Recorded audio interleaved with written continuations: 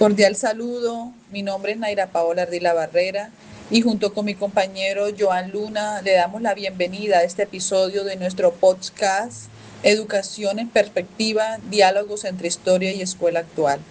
Este programa hace parte de una actividad académica en la cual nos invita, junto con mi compañero, a pensar la educación y la pedagogía desde una mirada histórica para poder cuestionar y comprender mejor lo que ocurre hoy en las aulas y en nuestro sistema educativo. La idea de este podcast es conversar de manera más sencilla pero bien argumentada sobre los desarrollos educativos y pedagógicos que han marcado la historia y reconocer cómo estos procesos siguen influyendo hoy en nuestras prácticas pedagógicas y de manera como entendemos la escuela. Para esto tomamos las ideas de autores como Oshenbach Pérez, Hidarraga y Maldonado, que nos permiten analizar tanto el surgimiento de los sistemas educativos como las críticas que han hecho a la escuela y la pedagogía en distintos momentos históricos y contextos. Es importante recordar que la escuela no siempre fue como la conocemos hoy. Autores como Sembach, que trabajan la historia comparada de la educación, muestran que los sistemas educativos en Iberoamérica se fueron construyendo poco a poco, muy ligados a los proyectos políticos, religiosos y económicos del país. Esto quiere decir que desde el origen se tomaron decisiones sobre quién podía estudiar, qué se enseñaba y con qué propósito. La educación no nació como un derecho universal, desafortunadamente, sino como parte de unos intereses concretos de los estados y de ciertos grupos sociales. Bueno, y ahora aterrizándolo para el caso colombiano, trayendo a los autores como Pérez e Hidarraga, que hacen un recorrido histórico en el cómo se ve la educación, pasó de ser un privilegio para unos pocos y fuerte marcado por la iglesia, por muchos modelos tradicionales e incorporando poco a poco discursos de manera gradual, que se fue ampliando en cobertura y más recientemente en una educación de calidad con estrategias de aprendizajes marcando diferentes competencias a través del constructivismo. Nuestros estudiantes logran comprender y entender y poner en práctica su conocimiento, logrando así un integral llamado a la inclusión.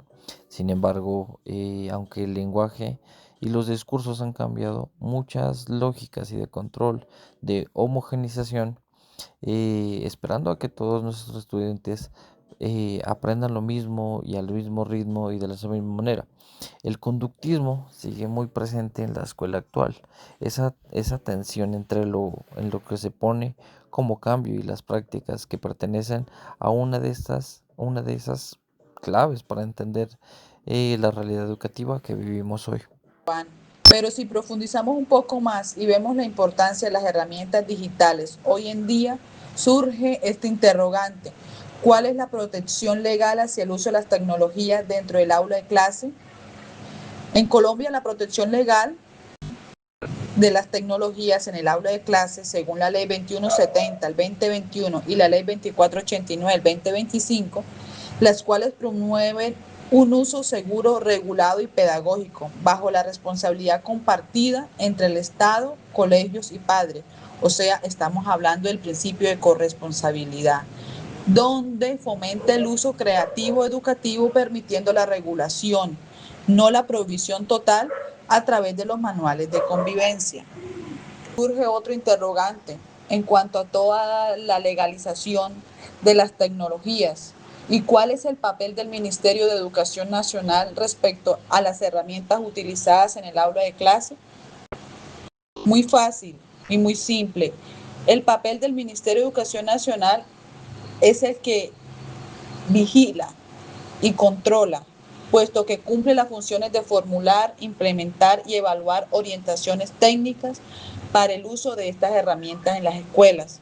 Puesto así tenemos la ley que nos rige y de esta manera podemos hablar con conocimiento del tema, dándolo a conocer a nuestros estudiantes, explicándoles la importancia del uso adecuado de la herramienta digital que hoy en día juega un papel importante en la realización de nuestra vida cotidiana.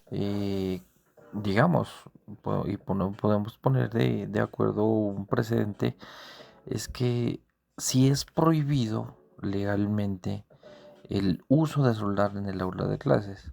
Para ello yo creo que es posible en la medida que se haga uso del debido proceso dentro del establecimiento educativo. Es entonces en donde el comité escolar y el consejo directivo determinan si es necesario, ya por la seguridad de los estudiantes, y asimismo se debe estar dentro de un escrito. Es decir, también toma fuerza la función principal del manual de convivencia escolar. Es decir, el manual de convivencia escolar, al ser un documento fundamental del proyecto educativo institucional PI, que define muchas normas, principios y derechos y deberes y regulan las relaciones entre los estudiantes, docentes, padres de familia y buscan garantizar esa convivencia y esa armonía en cuanto a la formación de valores y para una resolución pacífica de conflictos. Es decir, este manual de convivencia es un objeto, una herramienta muy fundamental precisamente para que este tipo de derechos, de deberes se encuentren consignados. Asimismo, surge otra pregunta, y es si los docentes son responsables de vigilar el uso de los medios tecnológicos en clase. Y para ello, yo creo que es necesario, es que en este escenario, debo decir que la ley 2170 del 2021 y la ley 2489 del 2025 refieren insistentemente en que se trata de una responsabilidad compartida.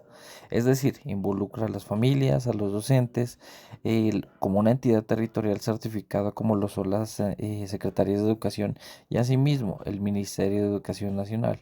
Y ahora bien, surgen, como la había mencionado, a todos los oyentes y a mi compañera, eh, surge otra pregunta, y es cómo deben los docentes integrar las herramientas tecnológicas TICs sin que estos se conviertan en un distractor. Para ello, yo creería, o desde mi punto de vista, ya llámese formación académica y experiencia, yo creo que la tecnología, como los grandes avances, puede tener unos efectos positivos y negativos de tal manera, de mirándolo cómo se manejen. Y yo creo que en Colombia se ha venido optando desde hace muchos años para que el uso de los celulares y en general las pantallas en los colegios y en la sociedad en general tengan un uso regulado.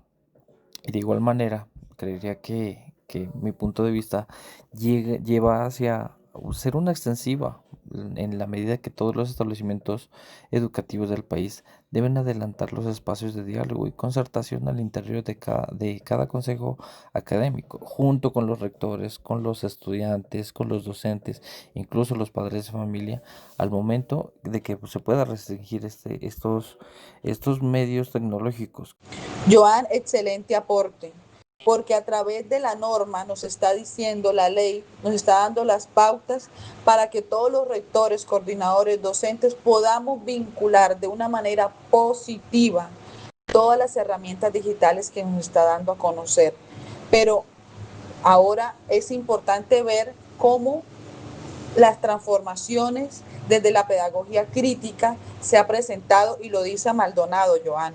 Se hace muy fuerte la idea de que la educación no puede ser neutra. Él muestra cómo, especialmente después de la Segunda Guerra Mundial, en Europa aparece un desencanto frente a ciertos modelos educativos y empiezan a tomar fuerza propuestas que buscan una educación más ligada a la crítica social y a la transformación de la realidad. Desde esta perspectiva, como lo muestra Maldonado, la escuela no es solo un lugar donde se transmiten conocimientos, o sea, un modelo conductual, sino un espacio donde se pueden reproducir o cuestionar relaciones de poder, ideologías y formas de ver el mundo, partiendo de un previo conocimiento que tiene el estudiante y poder construir uno en ellos, o sea, a través del constructivismo que lo podemos realizar, haciendo nuestra clase más amena, más creativa y más productiva. Que las pedagogías críticas replantean la figura del maestro y del estudiante. Ya no solo se trata de un docente que habla y el estudiante que escucha, sino se trata de sujetos que dialogan, investigan, problematizan juntos.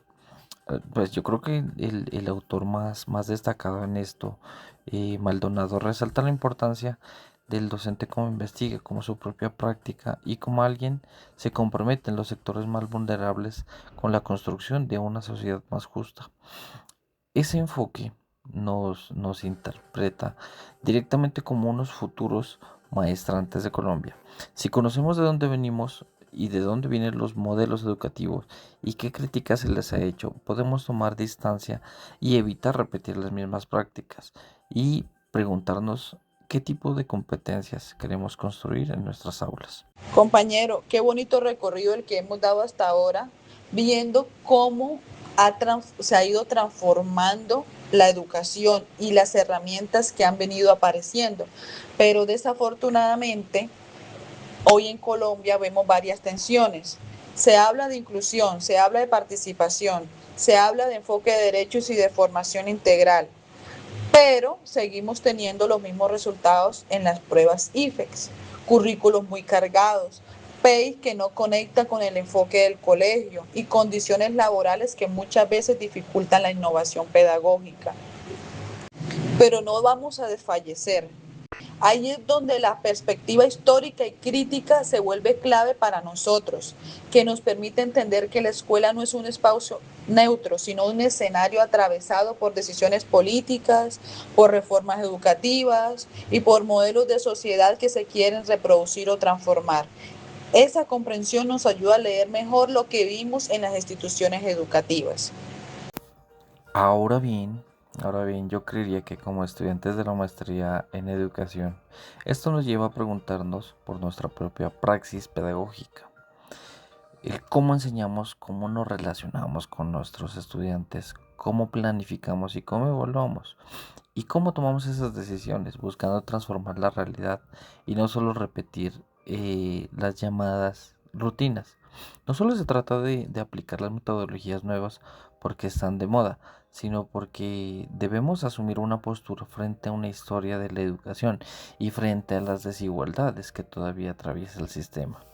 Asimismo, yo creería que en ese sentido, recuperar los aportes de la historia comparada de la educación, los análisis sobre los casos colombianos, las pedagogías críticas que nos ofrecen diferentes herramientas para diseñar las prácticas más consecuentes, más dialogantes, más comprometidas con las realidades concretas de nuestros estudiantes en nuestro país.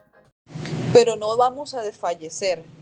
Ahí es donde la perspectiva histórica y crítica se vuelve clave para nosotros, que nos permite entender que la escuela no es un espacio neutro, sino un escenario atravesado por decisiones políticas, por reformas educativas y por modelos de sociedad que se quieren reproducir o transformar. Esa comprensión nos ayuda a leer mejor lo que vimos en las instituciones educativas. Sí, y al mismo tiempo estas miradas históricas y críticas nos invitan a pensar que necesitamos transformar y que experiencias vale la pena recuperarlas para construir procesos educativos más democráticos, más humanos, más coherentes con las realidades en donde vivimos. Como futuros maestrantes tenemos la responsabilidad de no quedarnos solo en el diagnóstico, sino llevar a esas reflexiones a la práctica cotidiana. Bueno, hemos terminado con este episodio. Agradecemos a todas las personas que nos están escuchando. Esperamos que estas reflexiones sirvan como un punto de partida para seguir pensando en nuestra educación en perspectiva histórica y crítica. Muchas gracias.